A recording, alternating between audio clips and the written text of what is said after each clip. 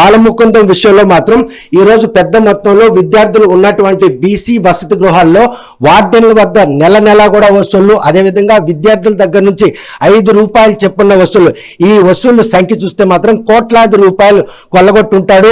ఆ నేపథ్యంలో 3 చోట్ల ఏకకాలంలో ఈరోజు తెల్లవారుజాము నుండే ఈ సోదాలు నిర్వహిస్తున్నారు. అందులో భాగంగా డీసీసీ కాలనీలో ఉంటున్న ఆయన సొంత ఇల్లు, అదేవిధంగా చాపారలోని బంధువులతో పాటు ఏదైతే ఇల్స్పురం దగ్గర ఉన్న చైనా బజార్ దగ్గర ఉన్న ఇళ్లలో కూడా సోదాలు నిర్వహిస్తున్నాం. మొత్తం మాత్రం లోపల చూస్తే కనుక ACP DSP BVS Ramamurthy, CI Bhaskar రావుతో పాటు 4 కానిస్టేబుల్ కూడా ఈ రోజు ఈ సోదాల్లో పాల్గొన్నారు. ప్రస్తుతం మాత్రం ఇళ్లకి తాళాలు వేసి లోపల మాత్రం సోదాలు నిర్వహిస్తున్నారు.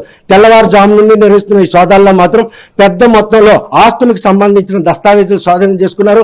అదేవిధంగా నగలు ఆభరణాలు కూడా ఈ రోజు కౌంటబుల్ చేస్తున్నారు. ఎందుకంటే ఏసీబీ ట్రాప్ విషయంలో 28వ తేదీన వార్డెన్ దగ్గర నుండి లంచం తీసుకుంటూ పట్టుబడినటువంటి ఎవరైతే ఆయన ఉన్నారో ఆయన మాత్రం ప్రస్తుతం మాత్రం ఆదాయానికి మించిన ఆస్తులు కూడగట్టారనే పక్కా సమాచారంతోనే ఈ రోజు మాత్రం 3 బృందాలుగా విడిపోయి ఈ రోజు సోదాలు నిర్వహిస్తున్నారు. ఈ సోదాల్లో మాత్రం ఇప్పటికే పెద్ద మొత్తంలో ఆస్తులకి సంబంధించినటువంటి దస్తావేజులు కూడా కూడగట్టారు. లోపల మాత్రం దీనికి సంబంధించినట్టు క్యాలిక్యులేషన్ జరుగుతుంది.